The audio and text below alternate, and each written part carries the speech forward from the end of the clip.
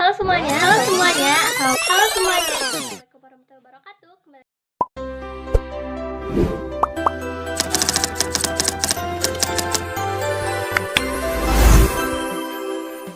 Halo semuanya, kembali lagi sama aku Raisya Utami dari kelas 11 TJKT 1 dan sekarang aku akan membawakan NAT.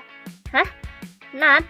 Kalian sebelumnya pernah mikir gak sih kalau misalkan di kayak kantor gitu, kita tuh punya puluhan HP, punya puluhan laptop, tapi yang IP-nya tuh sama, misalkan kayak 192.168.sekian, tapi semuanya tuh bisa berinternetan tanpa bentrok secara bersama-sama. Nah, jawabannya itu ada di fitur yang namanya NAT atau Network Address Translation. Nah, sekarang aku mau bahas di sini tentang kenapa sih kita tuh harus pilih NAT atau kenapa sih kita tuh harus menggunakan NAT. Kenapa harus NAT? Nah, pertama di sini aku mau jelasin dulu, NAT itu adalah fitur pada router yang mengonversi atau menerjemahkan IP privat menjadi IP publik maupun IP publik menjadi IP privat. Sebelumnya kalian udah tahu kan, IP privat itu yang bersifat lokal, yang kayak yaitu mah pada circle tertentu dan gratisan gitu. Tapi minusnya kita tuh gak bisa langsung internetan, sedangkan IP publik itu bersifat publik dan itu tuh dari ISP atau Internet Service Provider kayak Telkomsel, Bisnet, dan itu tuh kita bisa langsung internetan. Nah, sekarang di sini ada masalah yang sering terjadi. Alamat IPv4 itu sangat terbatas di dunia dan itu tidak cukup buat semua HP, PC, dan Smart TV di bumi masing-masing memakai IP publik. Nah, sederhananya gini, IP publik di bumi ini terbatas banget. Kalau misalkan tiap HP itu harus beli IP publik sendiri, jelas itu tuh gak akan cukup ya, dan itu tuh mahal. Nah, IP privat di HP itu ibarat nomor ekstensi di dalam gedung gitu atau di dalam kantor yang gratis dan cuman berlaku di ruangan. Tapi pas misalkan mau telepon keluar nih, misalkan mau internetan kita telepon itu harus lewat router. Nah, tugas router ini itu adalah mengubah alamat privat dari HP kamu itu menjadi IP publik atau yang jadi internet gitu. Nah, begitu datanya balik dari Google, router itu bakal ngoper lagi paketnya ke HP kita. Jadi proses tukar baju IP itu yang disebut NAT gitu, guys. Nah, fungsi NAT ini menghubungkan ratusan komputer atau memakai IP privat agar bisa online ke internet hanya bisa menggunakan satu IP publik. Dan fungsi tambahannya itu adalah untuk menjaga keamanan jaringan lokal karena IP privat IP privat kita tersembunyi di balik IP public router. Lalu di sini ada 3 jenis NAT yang harus kita ketahui ya. Yang pertama di sini ada static NAT atau one to one, 1 ke 1. Jadi satu IP privat itu dipetakan ke satu IP publik secara permanen. Dan ini tuh biasanya untuk web server lokal kantor agar bisa diakses dari luar.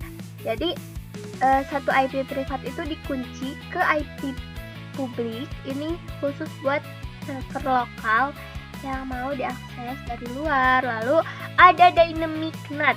Ini dynamic NAT ini tuh punya beberapa IP publik yang bisa bergantian, yang bisa dipakai bergantian secara first come atau first served, atau sekelompok IP privat itu dipetakan ke sekelompok IP publik atau pool IP secara bergantian.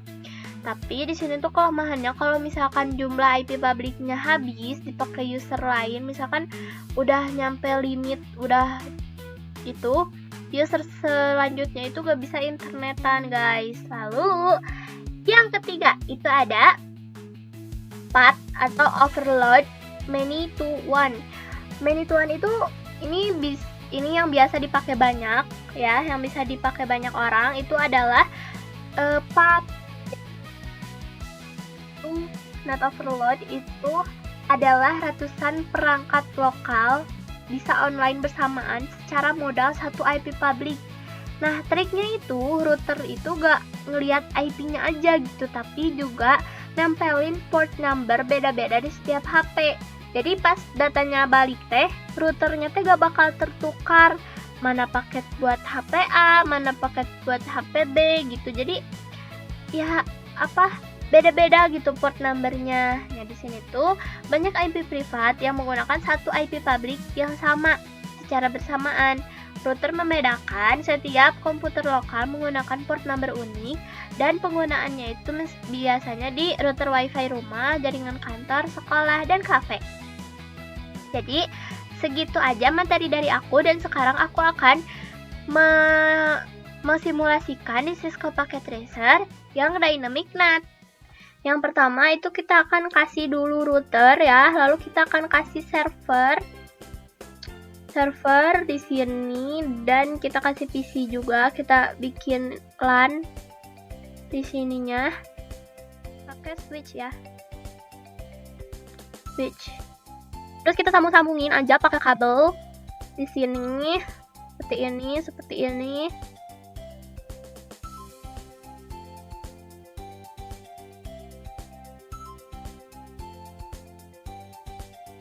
Ya. Udah, kita langsung aja konfigurasi pada setiap ininya. Kita kasih IP address. Kalau di sini itu kita kasih IP. Kita kasih IP-nya 201.20.20.1. Subnet masknya ini, lalu kita kasih di sininya konfigurasi di gigabit 00. Kita no shutdown kan, lalu kita kasih 201.20.20.2. Nah, di gigabit Ethernet 1 itu kita no shutdown, dan kita kasih IP-nya 192.168.10.1. Nah, setelah itu kita akan konfigurasi di sini juga ya. Di sini kita mau buat VLAN, tapi VLAN-nya itu VLAN 10. Jadi di VLAN database kita akan kasih nama dulu VLAN 10 ya. Lalu di fast Ethernet 0/1 kita pilih ininya 10. Modenya mode akses ya. 11 juga VLAN 10. Oke.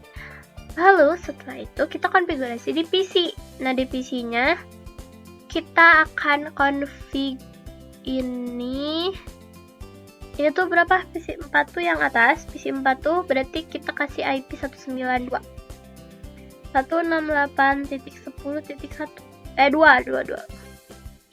dengan gateway-nya ini 1. Lalu di PC 5 kita kasih IP yang 201 ya. 201.20.20.2 dengan gateway-nya itu .1. Sudah? Sekarang kita akan konfigurasi IP NAT di router. Jadi yang pertama kita ini bakalan konfigurasi IP NAT Dynamic ya. Jadi sekarang kita akan kasih dulu access list 1 permit 192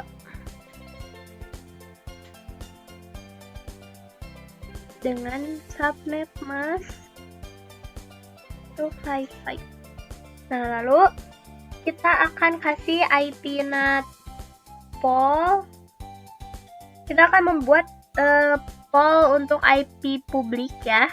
Kita IP NAT pool DYN pool itu kasih yang 201 2020 itu dari 100 sampai 201.20.20 110 dengan NAT mask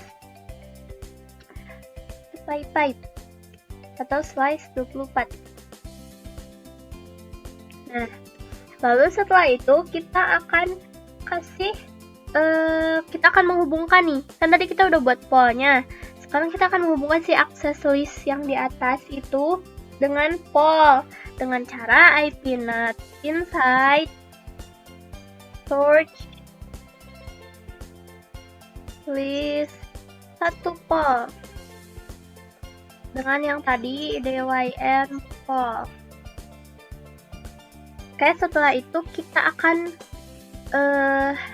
ini ya, bahwa gigabit 0/0 itu ipnat inside lalu interface gigabit 0/1 itu interface gigabit 0/0 itu ipnat outside. Lalu lalu interface gigabit 0/1 itu baru ipnat inside. Oke, setelah itu konfigurasinya sudah selesai. Kita akan mencoba mengirimkan file dari PC ke PC ya. Successful. Lalu dari server ini successful juga, dan dari router ke sini successful. Berarti ipnat-nya sudah selesai. Jadi seperti itu konfigurasi di Cisco Packet Tracer dari saya. Mohon maaf bila ada kesalahan. Terima kasih, dadah.